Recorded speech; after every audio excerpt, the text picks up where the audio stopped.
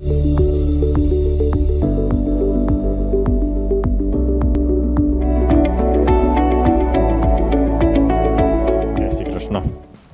Last લેક્ચરમાં આપણે છેલ્લે જે ચેપ્ટર ટેસ્ટ લેવાની હતી એ સોલ્વ કર્યું હતું. હવે આગળ પાઠમાં મેં તમને હોમવર્ક આપ્યું હતું, વાંચીને આવ્યા હશો. પાઠ આગળ વધારીએ, હેલો આલ્કેન અને હેલો એરિન સંયોજન. તો લાસ્ટ લેક્ચરમાં આપણે હેલાઇડની ધાતુ સાથેની પ્રક્રિયાઓ ભણ્યા હતા અને વિલોપન અને વિસ્થાપન પ્રક્રિયા વિશેની માહિતી મેળવી હતી અને કયા સંજોગોમાં વિસ્થાપન થાય અને કયા સંજોગોમાં વિલોપન થાય એ મેં તમને સમજાવ્યું હતું. બરાબર. હવે આપણે ટેક્સ્ટબુક રિલેટેડ કેટલાક ક્વેશ્ચન સોલ્વ કરીએ અને પછી નવા ક્વેશ્ચનમાં આગળ વધીએ. તો પેજ નંબર 316 ઉપર 10.9 નંબરનો પ્રશ્ન છે, લખાણ સંબંધિત પ્રશ્નોમાં એ સોલ્વ કરીએ. પ્રશ્ન આમ આપ્યો છે કે નીચે કેટલીક પ્રક્રિયાઓ આપેલી છે, એમાં અજ્ઞાત ABCDE અને R તથા R' ઓળખો. તો અત્યારે સૌથી પહેલાં બ્રોમોસાયક્લોહેક્ઝેન આપ્યું છે અથવા સાયક્લોહેક્ઝાઇલ બ્રોમાઇડ આપ્યું છે. એમ કીધું કે એની મેગ્નેશિયમ સાથે નિર્જળ ઇથરની હાજરીમાં પ્રક્રિયા કરતાં જે નિપજ એ મળે એ જણાવો અને એ નિપજનું જળ વિભાજન કરતાં બી નિપજ મળે એ જણાવો. તો ગ્રિગ્નાટ પ્રક્રિયા આવડતી હોય તો આવડે કે એ નિપજ છે એ સાયક્લોહેક્ઝાઇલ મેગ્નેશિયમ બ્રોમાઇડ ગ્રિગ્નાટ પ્રક્રિયક થશે અને આ નિપજનું જો પ્રોટોન સાથેની પ્રક્રિયાથી તમને યાદ હોય તો હાઇડ્રોકાર્બનમાં રૂપાંતર થાય, આવું આપણે શીખાતા. એટલે સાયક્લોહેક્ઝેન નિપજ મળે. સાયક્લોહેક્ઝેન મુખ્ય નિપજ લખવાની, ગૌણ નિપજ નહીં લખવાની.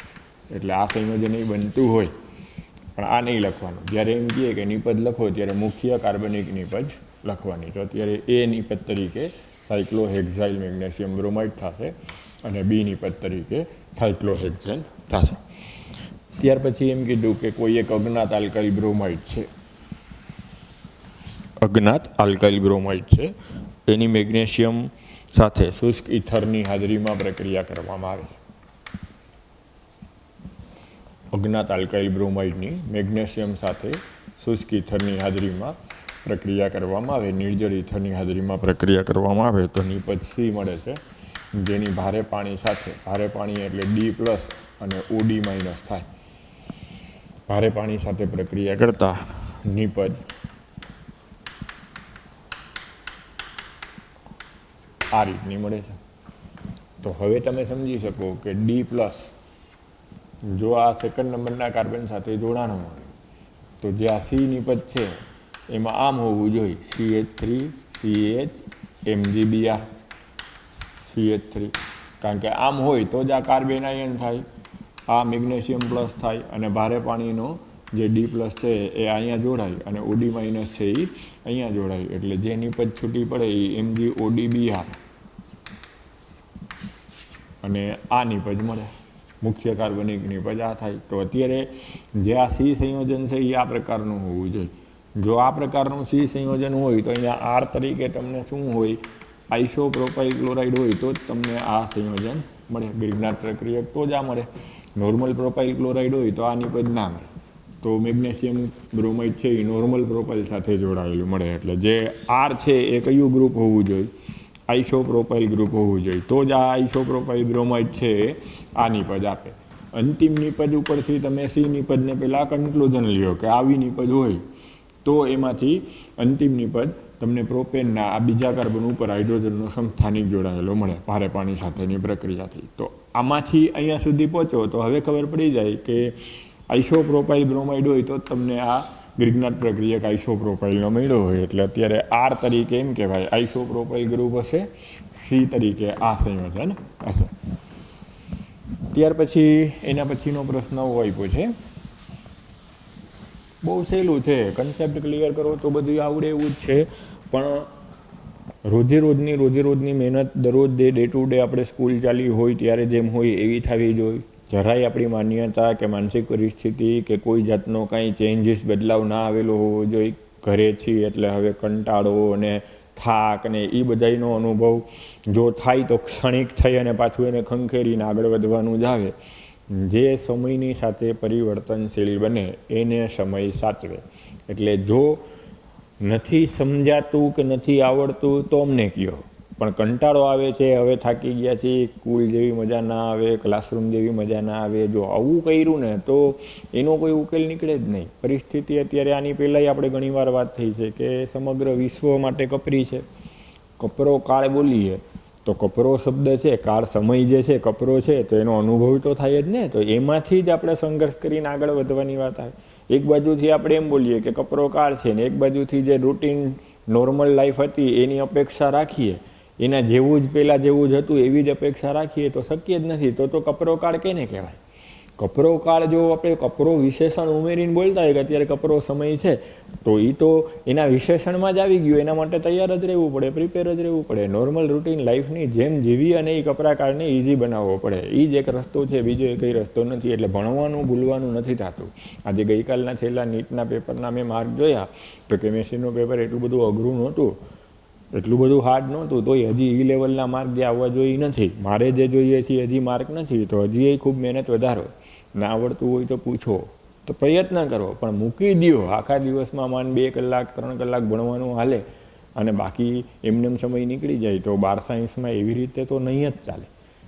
અને સમયની સાથે નીટય લેવાશે, જીઆઈ લેવાશે, બોર્ડની પરીક્ષા લેવાશે. બહુ તો એક મહિનો 2 મહિનો કદાચ ડીલે થાય. આપણે તો મેન્ટલી તો પ્રિપેર રહેવું જ પડે ને કે એ બધું એના સમયના સાથે લેવાશે. તો આપણે એની હારોહાર ભલે કદાચ 2-5% વેરિએશન આવે કે ભાઈ હાલો આપણને 12 કલાક વાંચતા હોય તો 2-5%, એટલે કે 1 કલાક ઓછું વાંચીએ, 2 કલાક ઓછું વાંચીએ, પણ 10 કલાક તો થવી જોઈએ. એ ના થાય અને કંટાળો જ આવે છે તો પછી ના ચાલે. એ વિડીયો લેક્ચરમાં થાકી જાય છે એમ ના ચાલે. ભલે કટકે જોવું આખું લેક્ચર, પણ વાંચવાનું એની પછી, વિડીયો લેક્ચર પછી જે ટેક્સ્ટબુક વાંચવાની થાય, લખીને તૈયાર કરવાનું થાય, એ બધું તો જે રૂટીન હાલતું હતું એ પ્રમાણે ધીમે ધીમે ચલાવવું જ પડે. નહીં તો છેલ્લે એક સાથે બધું ના જ થાય. હજી તો આપણે પાઠ ચલાવીએ છીએ. હવે હું ઘરે આવીને તો જોઈ શકતો નથી કે તમે લખીને તૈયાર કરો છો કે નહીં. એ સ્વયં શિસ્તથી લખવું જ પડે. મોટાભાગના પેરેન્ટ્સ સાથે ઘણીવાર ફોનમાં વાત થતી હોય તો એમ કહે કે ભણતા નથી, લખતા નથી. બધાને આ લાગુ નથી પડતું. જે કરે છે એ કરે છે, પણ જેને આ લાગુ પડે છે એ સાંભળો કે લખતા નથી, વાંચતા નથી, તો એ તમારા એક પૂરતું કંઈ બોર્ડ મોડી પરીક્ષા કરશે બહુ, કે નીટની પરીક્ષા બહુ મોડી થાય ને લેવાય જ નહીં ને એવું આપણા એક માટે તો એવું ડિસિઝન નહીં આવે ને. એટલે આપણે ધીમે મુખ્ય પ્રવાહમાં જોઈન થઈ જ જાઓ. હવે 5 પાઠ પૂરા થઈ ગયા, 6ઠ્ઠો પાઠ હમણાં ચાલુ થઈ ગયો, એ પૂરો થઈ જશે, 9વો પાઠ ચાલુ થઈ જશે, તો કોર્સ તો આગળ હાલે જ છે, આગળ ચાલવાનો જ છે. પરીક્ષા મેં કીધું એમ કે આવવાની જ છે. ભલે પછી એમાંથી સિલેબસ શું નીકળે કે ક્યારે લેવાય એ બધું પછીની વાત છે, ભવિષ્યની. વર્તમાનમાં તો આપણે જે પરિસ્થિતિ શિક્ષણની નિરંતર યાત્રા ચાલુ છે એમાં રહેવું જ પડે. ના જ ચાલે. અમારે ને તમારે બેય રહેવું પડે. તો ધીમે વર્કની માત્રા જો ઘટી ગઈ હોય તો વધારતા જાજો, લખતા ના હોય તો લખતા જાજો, ના સમજાય તો તમે તમારી ક્વેરીમાં પૂછતા જાઓ. ખાલી તમે એટલું લખીને ક્વેરીમાં મોકલી દેશો કે આ ટોપિકનું પાછું એકવાર રિવિઝન કરાવજો, તોય હું મને સમય મળશે ત્યારે પાછું એકવાર રિવિઝન કરાવી દઈશ. એની સામે ના નથી. પણ વાંચવું, ભણવું, લખવું, સમજવું અને જેટલું બને એટલું કાર્યક્ષમતા મેક્સિમમ રાખીને આઉટપુટ આપવું એ તો આપણી ફરજમાં આવે. બરાબર? એટલે અત્યારે આપણે જે સોલ્વ કરી છે એ મહેનત પાણીમાં ન જાય. તમે પાછું ટેક્સ્ટબુક લઈ, નોટબુક લઈને આરે સોલ્વ કરતા જ રહેજો. ત્યાર પછીનો પ્રશ્ન એવો છે, એક હેલાઇટ છે, એની સોડિયમ ધાતુ સાથે નિર્જળ ઇથરમાં, શુષ્ક ઇથરમાં પ્રક્રિયા કરતા નિપજ તરીકે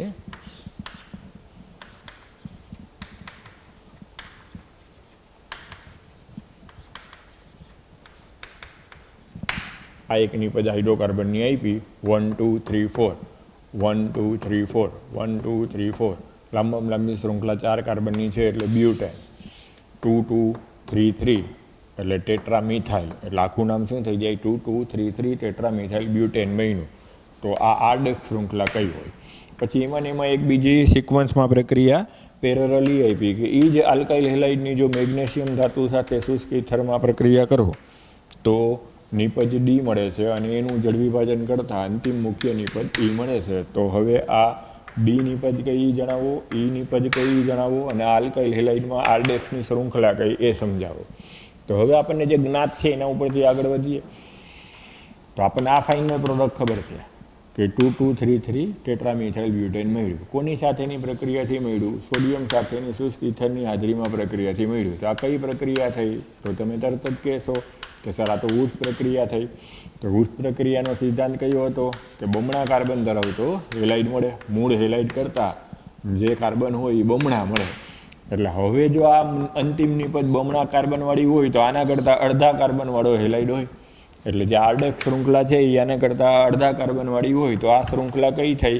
તો હવે હું કાગળ ઉપર લખી અને જો નામ આપવા જાઉં તો આમ થાય 1 2 3 કાર્બન, 1 2 3 કાર્બન એટલે 6 4 ને 4 8 કાર્બન છે. 1 2 3 4, 1 2 3 4 8 કાર્બન છે. એમાંથી 4 કાર્બનવાળી શૃંખલા હું આ લઉં અને આનું કોઈ હેલાઇડ લઈ લઉં. ધારો કે બ્રોમાઇડ છે કે ક્લોરાઇડ છે, જે કંઈ હોય.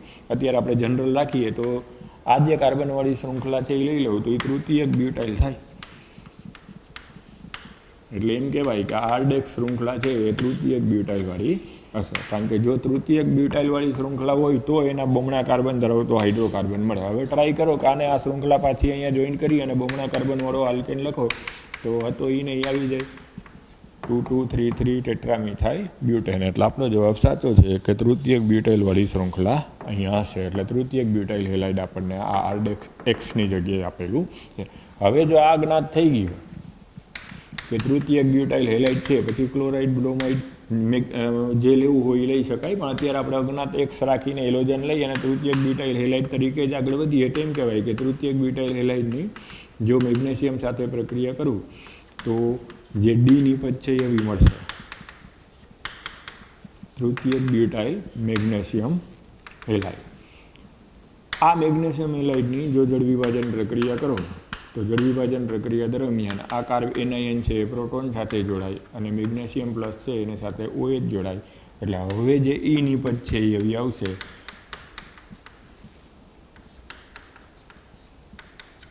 2મિથાઇલ પ્રોપેન. આ જે નિપજ મળશે એ કઈ મળશે? 2મિથાઇલ પ્રોપેન અથવા તો આઇસોબ્યુટેન નિપજ તરીકે મળશે. તો જો એમ કહીએ કે DE જણાવો તો ડી અને ઈમાં અનુક્રમે તૃતીયક બ્યુટાઇલ મેગ્નેશિયમ હેલાઇડ અને અંતિમ નિપજ 2મિથાઇલ પ્રોપેન મળે. તો આ આખો ક્વેશ્ચન પાછો એકવાર સોલ્વ કરી નાખજો. તમારી મેળે જાતે ન આવડે તો પાછું મને કહેજો. પણ કઈ બે પ્રક્રિયાનો ઉપયોગ કર્યો છે? વુડ્સ પ્રક્રિયા અને ગ્રિગ્નાર્ડ પ્રક્રિયાનો ઉપયોગ કરીને આપણને આગળ વધ્યા છે. બરાબર. હવે આ જ રીતના સ્વાધ્યાયમાં જે ક્વેશ્ચન અને અનુસંધાનમાં હોય એવા જોઈ તો 10.10મો ક્વેશ્ચન છે. તમને આલ્કીન સંયોજન આપ્યા છે 1 બ્રોમો 1 મિથાઇલ સાયક્લોહેક્ઝેન. સ્વાધ્યાયનો 10.10મો પ્રશ્ન હું સોલ્વ કરાવું છું. પેજ નંબર 320માં 1 બ્રોમો 1 મિથાઇલ સાયક્લોહેક્ઝેન આ આપ્યું છે. પછી એક સંયોજન એવું આપ્યું છે 2 ક્લોરો 2 મિથાઇલ બ્યુટેન. 1 2 3 અને 4 2 ક્લોરો 2 મિથાઇલ બ્યુટેન. પછી એક સંયોજન એવું આપ્યું છે 2 2 3 ટ્રાઇમિથાઇલ 3 બ્રોમોપેન્ટેન. એટલે 1 2 3 4 અને 5 2 2 એટલે 2 મિથાઇલ. 3 એટલે પાછું 1 મિથાઇલ.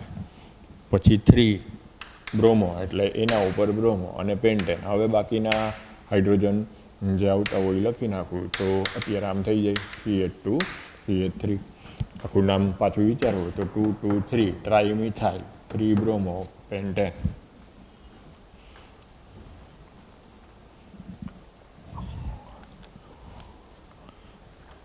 હકીકતમાં 3 બ્રોમો પહેલાં લખવું જોઈએ અને 2 2 3 ટ્રાઇમિથાઇલ પછી લખવું જોઈએ, પણ ચાલે. 3 બ્રોમો પેન્ટેન 3 બ્રોમો પહેલાં લખાય. ABCDમાં બી પહેલાં આવે, પણ હવે ટેક્સ્ટ બુકમાં એ જે છે એ પ્રમાણે આપણે લખીએ. નહીં તો હકીકત નામ લખાય 3 બ્રોમો 2 2 3 ટ્રાઇમિથાઇલ પેન્ટેન. પણ હવે અત્યારે આપણે એ ટેક્સ્ટ બુકમાં જે છે એને એ પ્રશ્નને સોલ્વ કરવાનો પ્રયત્ન કરીએ. તો હવે આ 3 સંયોજન આપીને એમ કીધું કે આની ઇથેનોલમાં સોડિયમ ઇથોક્સાઇડ સાથે પ્રક્રિયા કરતાં બધામાં જે ડિહાઇડ્રોહેલોજિનેશન પ્રક્રિયા થાય એ ડિહાઇડ્રોહેલોજિનેશન પ્રક્રિયાના આધારે જે મુખ્ય આલ્કીન મળે નિપજ તરીકે સમજાવું. તો અત્યારે પહેલું સંયોજન છે એમાં જો સોડિયમ ઇથોક્સાઇડની ઇથેનોલની હાજરીમાં જો પ્રક્રિયા કરો તો આ પ્રબળ બેઝ તરીકે વર્તે. બીટા હાઇડ્રોજન સાથે પ્રક્રિયા કરે તો અત્યારે હું આ કાર્બનને આલ્ફા કાર્બન કહી દઉં, બ્રોમિન સાથે જોડાયેલા કાર્બનને આલ્ફા કાર્બન કહી દઉં તો આમાં 2 બીટા કાર્બન થાય. આ બાજુનો કાર્બનનો હાઇડ્રોજન એ બીટા થાય અને આ બાજુના કાર્બનથી જે હાઇડ્રોજન દૂર થાય એ બીટા થાય. તો અત્યારે જો હું પ્રોડક્ટને વિચારું તો આ બ્રોમિન દૂર થતાં આલ્ફા કાર્બન ઉપરથી બ્રોમિન અને બીટા કાર્બન ઉપરથી હાઇડ્રોજન દૂર થતાં જે નિપજ મળે વિલોપન પ્રક્રિયાથી લખું તો આવી થાય મિથાઇલિડીન સાયક્લોહેક્ઝિન. મિથાઇલિડીન સાયક્લોહેક્ઝિન એક નિપજ આ મળે. અને તમે હવે આ આલ્ફા કાર્બન ઉપરથી હેલોજન અને આ બીટા કાર્બન ઉપરથી હાઇડ્રોજન દૂર કરો તો જે નિપજ મળે એ આવી મળે મિથાઇલ સાયક્લોહેક્ઝિન. પછી આની બદલે તમે અહીંયા બીટા કાર્બન કહો તોય હાલે, તો એમાં કોઈ ફેર ના પડે. આ અહીંયા લખી નાખો, તમે આ બીટા કે આ બીટા ગમે એ ગણી શકો, નિપજમાં કોઈ ફેર નહીં પડે. એટલે તમને ઠીક લાગે એ જગ્યાએથી જો દૂર કરો તો મિથાઇલ સાયક્લોહેક્ઝિન મળ્યું. તો આ મિથાઇલ સાયક્લોહેક્ઝિન અને મિથાઇલિડીન સાયક્લોહેક્ઝિનમાંથી કોણ વધારે સ્થાયી છે એ વિચારો. તો જેટસેવના નિયમ પ્રમાણે આપણે એમ કહી શકીએ કે જેમાં દ્વિબંધથી જોડાયેલા કાર્બનની ફરતે આલ્કાઇલ શૃંખલા વધારે હોય એમાં સ્થિરતા વધારે હોય અને એ નિપજ વધુ પ્રમાણમાં મળે. તો આ બેમાંથી જેટસેવના નિયમ પ્રમાણે આમાં એકેય આલ્કાઇલ શૃંખલા નથી, 2 હાઇડ્રોજન, આ બાજુ CH2 છે ને આ બાજુ CH2 છે, એટલે કોઈ જાતનું આલ્કાઇલ શૃંખલા નથી. આમાં એક મિથાઇલ સમૂહ જોડાયેલું છે એટલે આની હાઇપર કોન્જ્યુગેશનથી સ્થિરતા વધારે હોય એટલે મુખ્ય નિપજ આ થાય. એટલે જો આમાંથી આપણને ઓબ્જેક્ટિવ પૂછે, CET પૂછે, મલ્ટિપલ ચોઇસ ક્વેશ્ચન બનાવીને જો CET કોમન એન્ટ્રન્સ ટેસ્ટમાં પૂછી નાખે તો આપણે જવાબ આ લખવાનો થાય, આ ગૌણ નિપજ થાય, આ મુખ્ય નિપજ થાય. એટલે જો પેલું સંયોજન છે 1 બ્રોમો 1 મિથાઇલ સાયક્લોહેક્ઝેન એનું વિલોપન પ્રક્રિયાથી મળતી મુખ્ય નિપજ કહીએ તો તમારા આ નિપજ લખવાની થાય. એવી જ રીતના જે બીજું સંયોજન આપ્યું છે 2-ક્લોરો 2-મિથાઇલ બ્યુટેન, તો આમાં હવે તમને આવડી જાય કે આ આલ્ફા કાર્બન છે, આ બીટા કાર્બન છે, આ આલ્ફા કાર્બન છે, આ બીટા કાર્બન છે, અથવા આ છે, બે સેમ જ કહેવાય. તો અત્યારે હું આને લઈને અત્યારે આગળ વધું તો જો પહેલી નિપજ હું આ બીટા કાર્બનને લઈ અને આગળ વધું તો ડિહાઇડ્રોહેલોજિનેશનથી જે પ્રોડક્ટ મળે એ આવી મળે 1 2 3 4 4 એટલે બ્યુટ, 1 in 2 મિથાઇલ એટલે આખું નામ આમ થાય 2 મિથાઇલ બ્યુટ 1 in મળે. હવે અહીંથી હાઇડ્રોજનના અહીંથી હેલોજનના અહીંથી હાઇડ્રોજન દૂર કરવું તો જે પ્રોડક્ટ મળે એ આવી મળે 1 2 3 4 બ્યુટ 1 2 2 in, આ બાજુથી નંબર આપો એટલે મિથાઇલ એ ઓછું એટલે આખું નામ આમ થઈ જાય 2 મિથાઇલ બ્યુટ 2 in. હવે આ બેમાંથી વધારે કોણ થાય તો આમાં જે કાર્બન સાથે જોડાયેલી આલ્કાઇલ શૃંખલા છે એ 2 છે, આ બાજુ 2 હાઇડ્રોજન છે. આમાં દ્વિબંધથી જોડાયેલા કાર્બન સાથે જે આલ્કાઇલ શૃંખલા જોડાયેલી છે એ 1 છે, 2 છે અને આની 3. તમે આમ લખો તો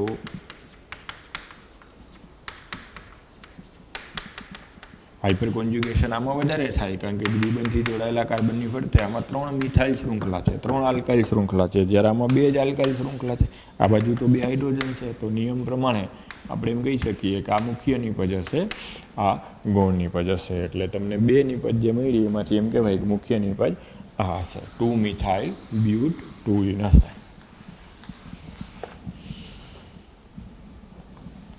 હવે એવી જ રીતના આની અંદર આપણે આગળ વધીએ તો ત્રીજો પ્રશ્નમાં જે આપણને સંયોજન આપ્યું છે એ શું આપ્યું છે 2-2-3 ટ્રાઇમિથાઇલ 3 બ્રોમો પેન્ટેન, 2-2-3 ટ્રાઇમિથાઇલ 3 બ્રોમો પેન્ટેન. હવે એમ કીધું કે આમાં મુખ્ય નિપજ કઈ મળે તો આને આપણે આલ્ફા કાર્બન કીધું.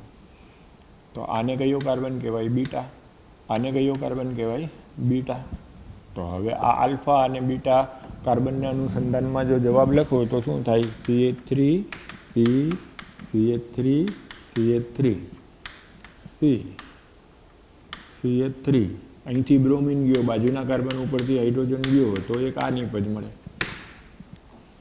હવે એને બદલે હું બીજી નિપજ લખું તો આમ થાય CH3 C CH3 CH3 C double bond CH2 CH2 CH3.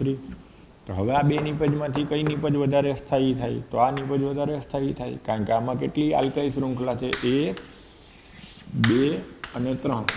આમાં કેટલી આલ્કાઇલ શૃંખલા છે? 1 અને 2. અહીંયા તો 2 હાઇડ્રોજન છે એટલે જે વધારે સ્થાયી છે એ આ નિપજ થાય અને આ નિપજ વધારે સ્થાયી થાય એટલે આને તમે એમ કહો કે મુખ્ય નિપજ આ મળશે. નામ આપવું હોય તો 1 2 3 4 5 પેન્ટ 1 2 2 ઇન 1 2 3 3 મિથાઇલ પાછું 4 મિથાઇલ 5 મિથાઇલ એટલે આખું નામ આમ થઈ જશે 3 4 4 ટ્રાય મિથાઇલ પેન્ટ 2 ઇન. આમાં હવે દ્વિબંધનો સમાવેશ થાય એવી રીતના આખી લાંબી શૃંખલા ગણો તો 1 2 3 અને 4 એટલે બ્યુટ 1 ઇન. બીજા કાર્બન ઉપર 2 કાર્બન એટલે 2 ઇથાઇલ.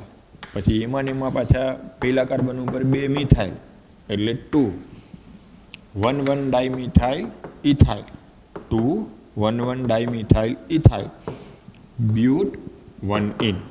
આ નિપજ ગૌણ નિપજ થશે, આ નિપજ મુખ્ય નિપજ થશે. એટલે જો પ્રશ્ન આપણને જે પૂછ્યો છે એ પ્રમાણે આપણે આગળ વધીએ કે સોડિયમ ઇથોક્સાઇડની હાજરીમાં જો પ્રક્રિયા કરવામાં આવે તો જનરલી SN2 વિસ્થાપન પ્રક્રિયા જો લેતા હોય તો SN2 વિસ્થાપન પ્રક્રિયાથી આપણે ભણ્યા હતા વિલિયમસન સંશ્લેષણ થાય.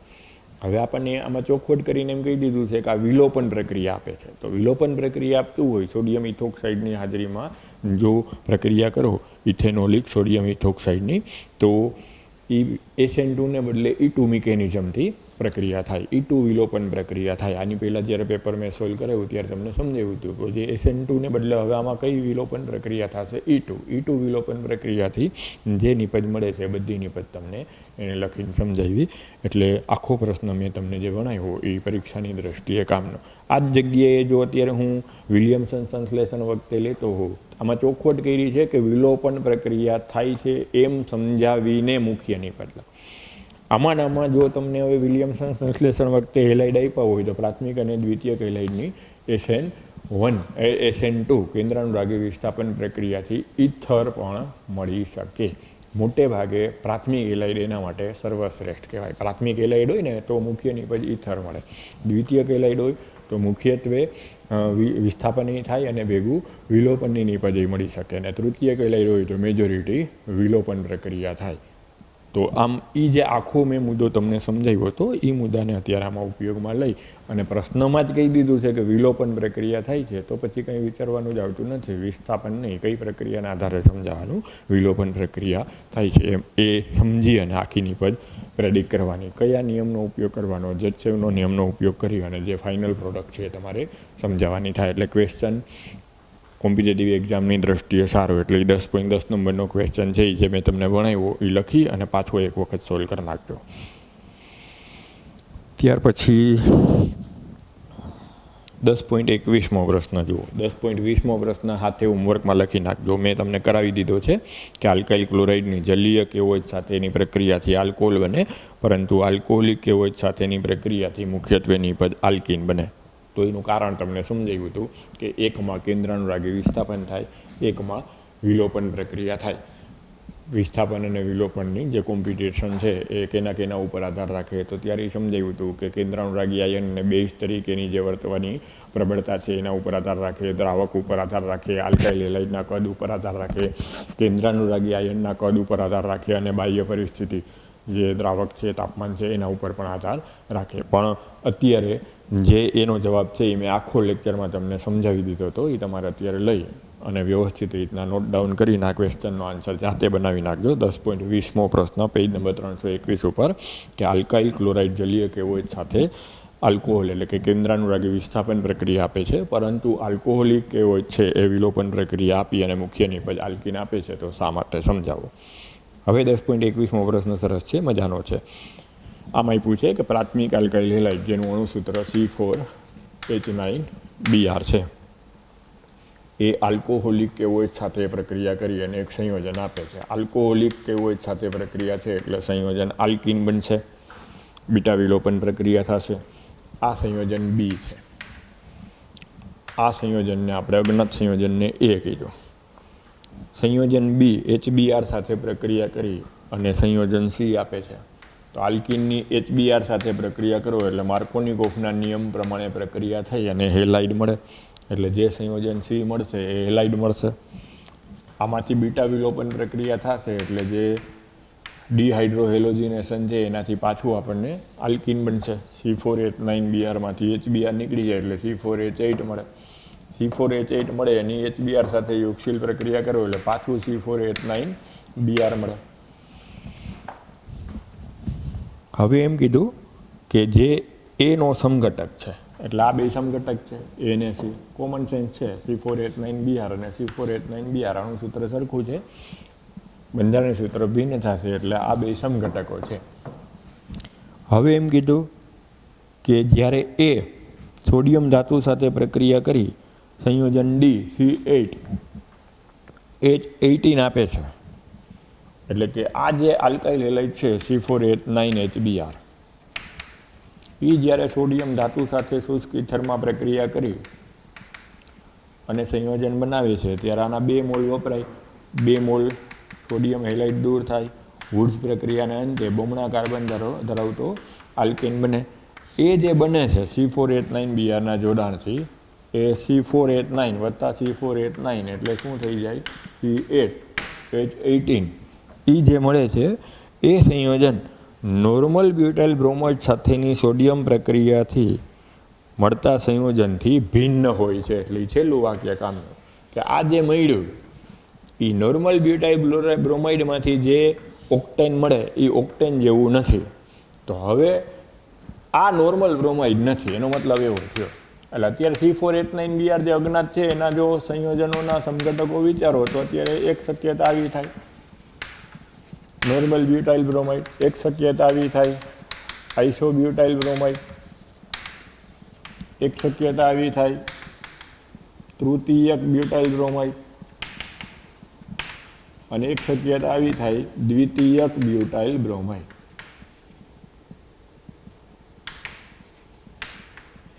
C4H9Br માટે જો શક્યતા વિચારવી હોય તો કેટલી વિચારી શકાય? Normal butyl bromide, isobutyl bromide, દ્વિતીયક બ્યુટાઇલ બ્રોમાઇડ અને તૃતીયક બ્યુટાઇલ બ્રોમાઇડ.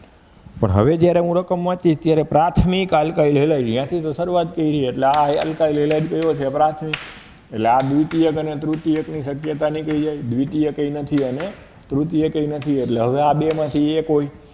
હવે આ બેમાંથી એક હોય તો અહીંયા એમ કહી દીધું લાસ્ટમાં કે જે એ હેલાઇડ છે એ જ્યારે વુડ્સ પ્રક્રિયા અનુભવે ત્યારે નોર્મલ બ્યુટાઇલ બ્રોમાઇડ જેવું નિપજ આપતું નથી એટલે કે નોર્મલ ઓક્ટેન આપતું નથી. એટલે એનો મતલબ કે આ નોર્મલ બ્યુટાઇલ બ્રોમાઇડ નથી. નોર્મલ બ્યુટાઇલ બ્રોમાઇડ નથી તો હવે એક જ શક્યતા રહી કે આઇસોબ્યુટાઇલ બ્રોમાઇડ હોય. તો હવે જો આઇસોબ્યુટાઇલ બ્રોમાઇડ હોય તો પેલી પ્રક્રિયા દરમિયાન જે પ્રોડક્ટ મળશે આલ્કીનની એ આપણે આમ લખશું આલ્ફા કાર્બન ઉપર હેલોજન અને બીટા કાર્બન ઉપરથી હાઇડ્રોજન દૂર થાય એટલે આપણે એમ કહેશું કે પેલી નિપજ આ મળશે આઇસોબ્યુટીન અથવા 2મિથાઇલ પ્રોપીન. આઇસોબ્યુટાઇલ બ્રોમાઇડમાંથી જે નિપજ મળશે એ કઈ મળશે આઇસોબ્યુટીન અથવા તો 2મિથાઇલ પ્રોપીન. હવે એના પછી એને શું કીધું કે એ સંયોજન HBr સાથે યોગશીલ પ્રક્રિયા કરે છે. HBr સાથે યોગશીલ પ્રક્રિયા કરે છે એટલે હવે માર્કોનિકોફના નિયમ પ્રમાણે બ્રોમિન અહીંયા આવશે અને હાઇડ્રોજન અહીંયા જોડાશે એટલે જે પ્રોડક્ટ મળશે એ કઈ મળશે તૃતીયક બ્યુટાઇલ બ્રોમાઇડ મળશે. તો બરોબર આઇસોબ્યુટાઇલ બ્રોમાઇડનો તૃતીયક બ્યુટાઇલ બ્રોમાઇડ સમઘટક થાય. આ બે એકબીજાના સમઘટકો થાય. તો હવે એ બે સમઘટકો થયા શૃંખલા સમઘટકો થયા એટલે એ વાક્ય સાચું કે એ અને સી એકબીજાના સમઘટકો થશે. માર્કોનિકોફના નિયમ પ્રમાણે તમે જે હેલાઇડ લખો HBr સાથેની પ્રક્રિયાથી અહીંયા બ્રોમિન ઓછા હાઇડ્રોજન ધરાવતા કાર્બન સાથે જોડાય એટલે અહીંયા બ્રોમિન જોડાય અને આપણને તૃતીયક બ્યુટાઇલ બ્રોમાઇડ નિપજ તરીકે આપશે. હવે આગળ વધીએ.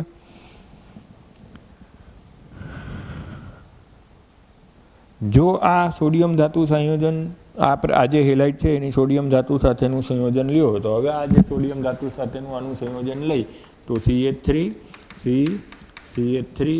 CH3 આની સાથે પાછું CH3 અને CH3 જોઈન્ટ થઈ જાય તો આ જે સંયોજન છે CH18 એ કયું થશે? હમણાં જે એનું નામ આવ્યું હતું 2233 ટેટ્રામિથાઇલ બ્યુટેન 2233 ટેટ્રામિથાઇલ બ્યુટેન મળે. તો આમ આ જે કંઈ તમને આ ક્વેશ્ચનમાંથી આન્સર પૂછ્યા હોય હવેથી અમે આના આધારે જવાબ આપી શકો. એટલે પહેલું રકમ વાંચતી વખતે શું વાંચવાનું છે? પ્રાથમિક આલ્કાઇલ હેલાઇડ એટલે દ્વિતીયક અને તૃતીયક કાઢી નાખો.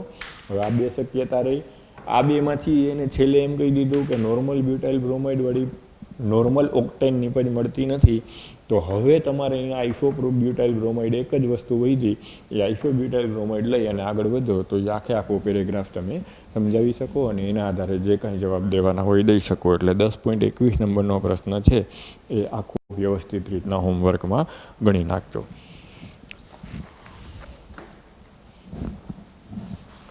હવે આપણે અહીંથી આગળ વધીએ. પ્રશ્ન હવે આપણે જે આગળ વધવાનો છે એવો છે કે આલ્કાઇલ હેલાઇડની સરખામણીએ એરાઇલ હેલાઇડની કેન્દ્રાનુરાગી વિસ્થાપન પ્રક્રિયા ખૂબ જ મુશ્કેલીથી થતી જોવા મળે. શા માટે?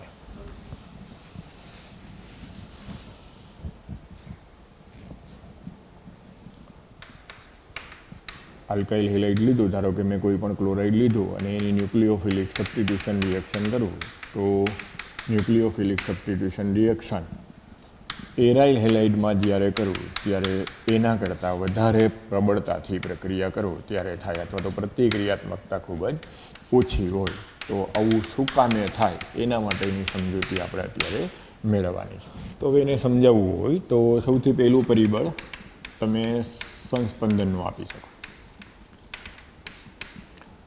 આલ્કાઇલ હેલાઇડ જે છે એમાં કોઈ જાતનું આલ્કાઇલ શૃંખલામાં ક્લોરીનની કોઈ સંસ્પંદન અસર જોવા મળતી નથી. જ્યારે એરાઇલ હેલાઇડ બને ત્યારે ધારો કે ક્લોરાઇડ છે એમ માનીને ચાલીએ તો ક્લોરાઇડનું +R અસર જોવા મળે. શું કામે? તો સંસ્પંદનને કારણે તમે જો આખા સંસ્પંદન બંધારણ સૂત્ર આપણે જે 11th ભણી ગયા હતા એ વિચારો તો આ રીતનું +R અસરને કારણે સંસ્પંદન અસરને કારણે કાર્બન ઉપર અહીંયા ઋણ વીજભાર આવે. આ કાર્બન ક્લોરીન બંધ લંબાઈ દ્વિબંધ જેવી વર્તણૂક ધરાવે. ફરી પાછું ઇલેક્ટ્રોન યુગમાં આગળ વધે. ઇલેક્ટ્રોન યુગમાં આગળ વધે એટલે નવું સંસ્પંદન સૂત્ર આપણને નવું મળે. ફરી પાછું આ ઇલેક્ટ્રોન યુગમાં આગળ વધે એટલે ફરી પાછું આપણને નવું સંસ્પંદન સૂત્ર આ ટાઈપનું મળે. પાછું હતું એને એ બંધારણ ક્લોરોબેન્ઝીનનું લઈ આવો ત્યારે દ્વિબંધનું સ્થાનાંતરણ થયેલું આપણને જોવા મળે. તો આ +R અસરને કારણે જે ઇલેક્ટ્રોન યુગ્મનું સ્થાનાંતરણ થયું અને આપણને 5 સંસ્પંદન બંધારણ જે સૂત્ર મળ્યા એમાં જો તમે ધ્યાન આપો તો કાર્બન અને ક્લોરીન વચ્ચે કઈ પ્રકૃતિ જોવા મળે છે એમ કહેવાય? દ્વિબંધની. એટલે સાદી ભાષામાં કહેવું હોય તેમ કહેવાય કે સંસ્પંદનને કારણે CCl બંધ લંબાઈ ટૂંકી બને છે, બંધ વધુ પ્રબળ બને છે. બંધ લંબાઈ ટૂંકી બને છે અને બંધ વધુ પ્રબળ બને છે એટલે જે વિસ્થાપન પ્રક્રિયા છે ક્લોરીનની એના માટે ઝાઝી ઉર્જાની જરૂર પડે. પરિણામે એ આલ્કાઇલ હેલાઇડની સરખામણીએ ઓછું સ્થાયી અથવા તો ઓછું પ્રતિક્રિયાત્મક થાય. આલ્કાઇલ હેલાઇડમાં આવું સંસ્પંદન નથી થતું એટલે આ બંધ લંબાઈ એક બંધની જ બંધ લંબાઈ રહીએ. એક બંધની બંધ લંબાઈ રહીએ એટલે દ્વિબંધની સરખામણીએ આને તોડવા માટે ઓછી ઉર્જાની જરૂર પડે. પરિણામે આલ્કાઇલ હેલાઇડમાં જે પ્રતિક્રિયાત્મકતા છે કેન્દ્રાનુરાગી વિસ્થાપન પ્રક્રિયાની એ એરાઇલ હેલાઇડની સરખામણીએ વધારે જોવા મળે. અથવા તો એરાઇલ હેલાઇડ સંયોજનો કેન્દ્રાનુરાગી વિસ્થાપન પ્રક્રિયા માટે અતિ ઓછા પ્રતિક્રિયાત્મક છે. તો એનું પહેલું કારણ તમે સંસ્પંદનથી સમજાવી શકો કે ક્લોરોબેન્ઝીનમાં જો સંસ્પંદન સૂત્રને ધ્યાનમાં લ્યો તો કાર્બન અને ક્લોરીન એટલે કે હેલોજન વચ્ચે દ્વિબંધની વર્તણૂક જોવા મળે. આ દ્વિબંધની વર્તણૂકને કારણે બંધ લંબાઈ ટૂંકી અને બંધ વધુ પ્રબળ થતો જોવા મળે. પરિણામે એનું વિસ્થાપન મુશ્કેલીથી થાય. હેલોજનનું વિસ્થાપન કેન્દ્રાનુરાગી આયન વડે મુશ્કેલીથી થાય. માટે હેલો એરિન સંયોજનો કેન્દ્રાનુરાગી વિસ્થાપન પ્રક્રિયા માટે અતિ ઓછા પ્રતિક્રિયાત્મક જોવા મળે. પછી બીજું કારણ આપણે આપવું હોય તો આ જ રીતના શબ્દ બદલાવી અને સંકરણ દ્વારા પણ સમજાવી શકીએ. ધારો કે મેં ઇથાઇલ ક્લોરાઇડ લીધું અને ધારો કે ક્લોરોબેન્ઝીન લીધું તો આમાં હેલોજન જે કાર્બન સાથે જોડાયેલો છે એ sp3 સંકરણ ધરાવતા કાર્બન સાથે જોડાયેલો છે. આમાં હેલોજન જે કાર્બન સાથે જોડાયેલો છે એ sp2 સંકરણ ધરાવતા કાર્બન સાથે જોડાયેલો છે. તો sp3 સંકર કક્ષકનું કદ મોટું હોય sp2 સંકર કક્ષકનું કદ નાનું હોય, પરિણામે આ બંધ લંબાઈ મોટી હોય, આ બંધ લંબાઈ ટૂંકી હોય. જેમ બંધ લંબાઈ ટૂંકી હોય એમ બંધ વધુ મજબૂત હોય.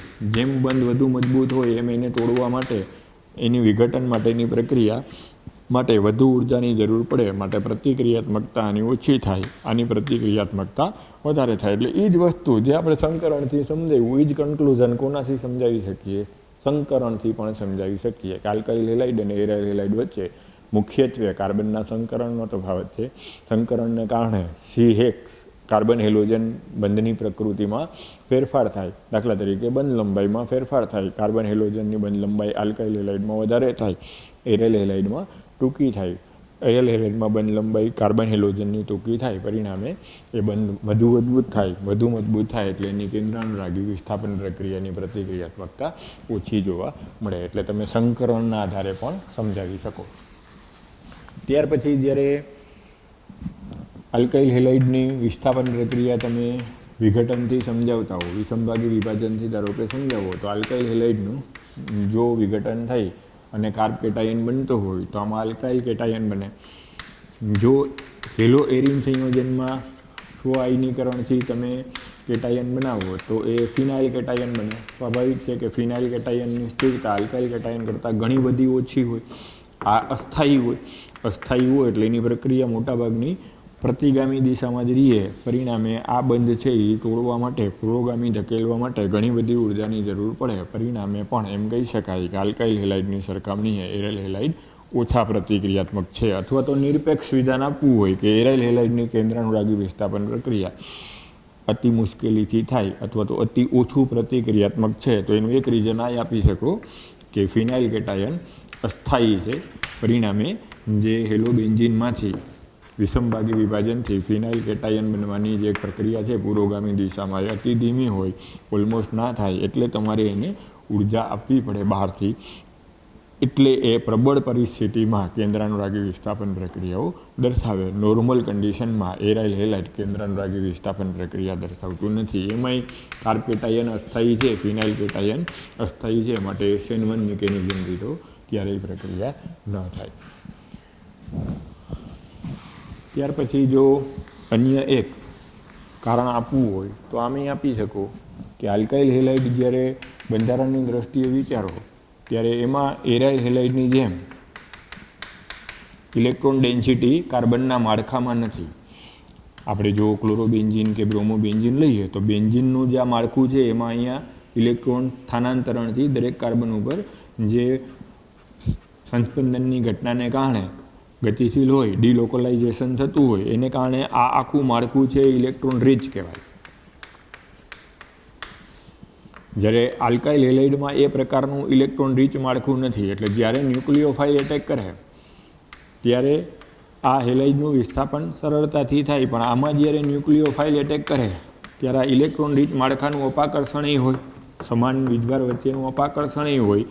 પરિણામે આમાં એક પ્રકારનું અપાકર્ષણ લાગતું હોય, જ્યારે આમાં અપાકર્ષણ ઓછું લાગતું હોય, કારણ કે આમાં કોઈ ઇલેક્ટ્રોન સમૃદ્ધ, ઇલેક્ટ્રોન રીચ માળખું કાર્બનનું નથી. પરિણામે વિસ્થાપન પ્રક્રિયા માટેની જે સક્રિયકરણ ઉર્જા છે એ ઓછી હોય. જ્યારે આમાં આ બે વચ્ચેનું અપાકર્ષણ છે એને કારણે આ પ્રક્રિયાની સક્રિયકરણ ઉર્જા વધારે હોય. જેમ સક્રિયકરણ ઉર્જા વધારે હોય એમ વેગ ઓછો હોય, એમ એની પ્રતિક્રિયાત્મકતા ઓછી હોય. એટલે આમાં પ્રબળ પ્રક્રિયા પરિસ્થિતિ રાખો ત્યારે પ્રક્રિયા સંભવી શકે. નોર્મલ કન્ડિશનમાં એરાઇલ હેલાઇડની કેન્દ્રાનુરાગી વિસ્થાપન પ્રક્રિયાઓ સંભવી શકતી નથી. એટલે જે આ 4 મુદ્દા આપ્યા છે એ થિયરીની દ્રષ્ટિએ 3 માર્ક્સમાં 4 માર્ક્સના પ્રશ્નમાં ઉપયોગી. એમ કહીએ કે હેલો એરિન સંયોજનોની કેન્દ્રાનુરાગી વિસ્થાપન પ્રક્રિયાની પ્રતિક્રિયાત્મકતા અતિ ઓછી જોવા મળે છે. સમજાવું તો પેલું રીજન સંસ્પંદનથી આપવાનું, બીજું રીજન એક્સપ્લેનેશન સંકરણનું આપવાનું, ત્રીજું રીજન ફિનાઇલ કેટાયનની અસ્થાયિત્વ એના માટે જવાબદાર છે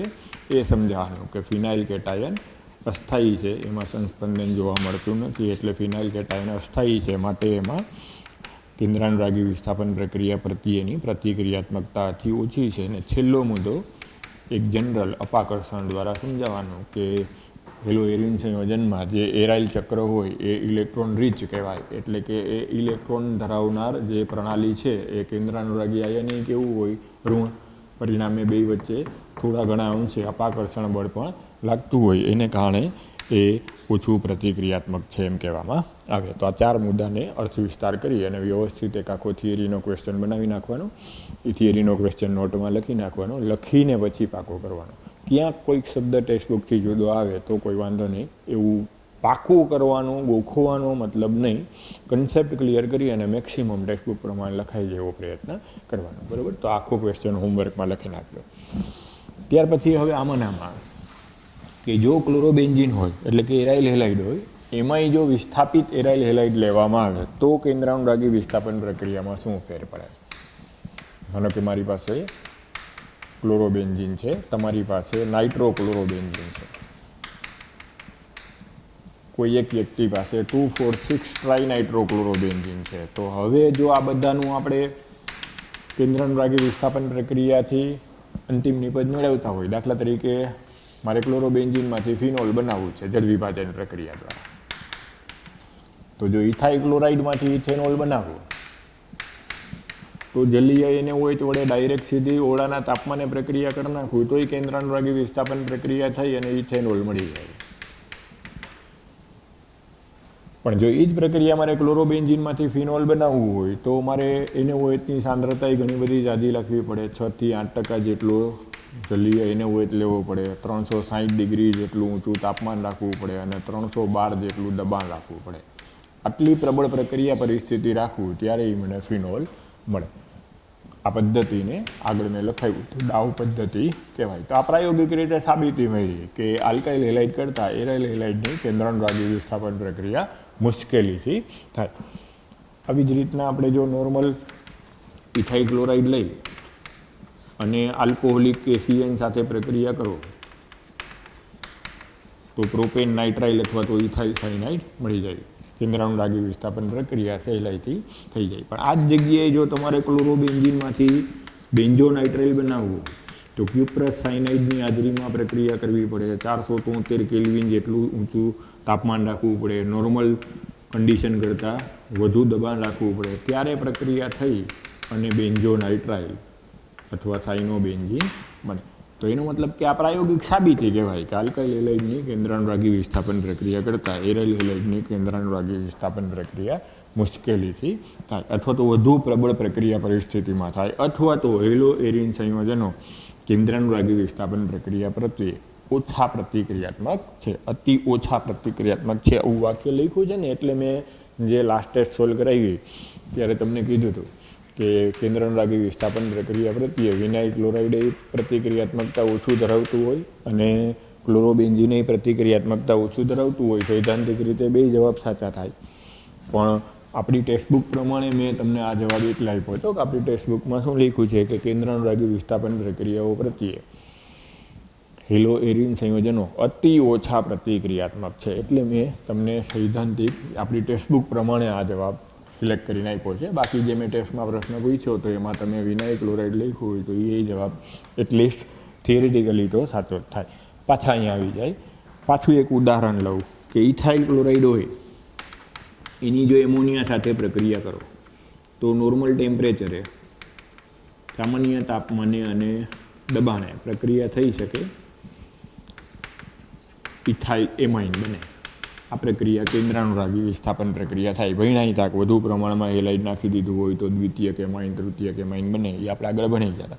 આ જ પ્રક્રિયા જો મારે ક્લોરોબેન્ઝીનમાંથી એનિલિનમાં કન્વર્ઝન કરવાની લેવી હોય તો Cu2O ક્યુપ્રસ ઓક્સાઇડ ઉદ્દીપક રાખવો પડે, 473 કેલ્વિન જેટલું ઊંચું તાપમાન રાખવું પડે, 60 બાર જેટલું ઊંચું દબાણ રાખવું પડે, ત્યારે મને ક્લોરોબેન્ઝીનમાંથી એનિલિન નિપજ તરીકે મળે. તો આમ ક્લોરોબેન્ઝીનમાંથી એનિલિન મેળવવું હોય તો આલ્કાઇલ હેલાઇડમાં સરળતાથી થઈ જાય.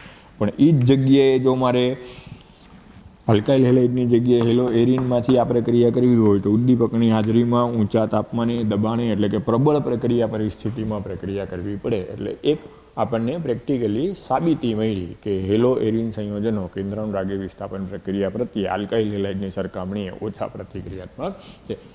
હવે એમાં હું આગળ વધું છું કે ક્લોરોબેન્ઝીનમાં જે આ પ્રબળતા હતી એ નાઇટ્રો સમૂહની હાજરીમાં આ મેટા નિર્દેશકની હાજરીમાં હવે આ પ્રબળતામાં વધારો થાય કે ઘટાડો થાય. ટૂંકમાં હેલો એરિન સંયોજનમાં જો કોઈ વિસ્થાપિત સમૂહ દાખલ કરી દેવામાં આવે તો વિસ્થાપિત સમૂહની શું અસર કેન્દ્રાનુરાગી વિસ્થાપન પ્રક્રિયાની પ્રતિક્રિયાત્મકતા ઉપર થાય. તો આ છે એ કન્સેપ્ટ તમારે હવે એ ક્વેશ્ચનમાં આગળ વાંચવાનો, તમારી જાતે વાંચી સોલ્વ કરવાનો. પછી એક બોક્સમાં એક નવો પ્રશ્ન આપ્યો છે કે જ્યારે વિસ્થાપન ઓર્થો અને પેરામાં હોય ત્યારે ઇફેક્ટિવ હોય છે, પણ એ જ જગ્યાએ મેટામાં જો નાઇટ્રોનું વિસ્થાપન હોય તો ઇફેક્ટિવ નથી. શા માટે? તો એ આખો કન્સેપ્ટ અગાઉ હવે આગળ વાંચી રાખજો. નેક્સ્ટ લેક્ચરમાં હું આ કન્સેપ્ટથી આગળ વધીશ કે હેલો એરિન સંયોજનોમાં જો મેટા નિર્દેશક સમૂહ ઓર્થો અને પેરા સ્થાને દાખલ થાય તો એની કેન્દ્રાનુરાગી વિસ્થાપન પ્રક્રિયા પ્રત્યેની પ્રતિક્રિયાત્મકતામાં વધારો થાય છે અને વધુ સહેલાઈથી થાય છે. તો એ આખો કન્સેપ્ટ શા માટે એ તમે સોલ્વ કરજો, જાતે વાંચજો. અને હું ઓર્થો અને પેરા શું કામ બોલ્યો, મેટા શું કામ ના બોલ્યો, મેટામાં કેમ એ ઇફેક્ટ ના થાય, એ કન્સેપ્ટ તમે વાંચીને રાખજો. નેક્સ્ટ લેક્ચરમાં આપણે એ આગળ વધી અને સોલ્વ કરશું. બહુ ઇન્ટરેસ્ટિંગ છે, બહુ મજાનું છે, એટલે જાતે એક વખત પ્રયત્ન કરજો. આપણે આવતીકાલે એ આખો ક્વેશ્ચન વ્યવસ્થિત રીતના અભ્યાસમાં લેશું. બરાબર? જય શ્રી કૃષ્ણ.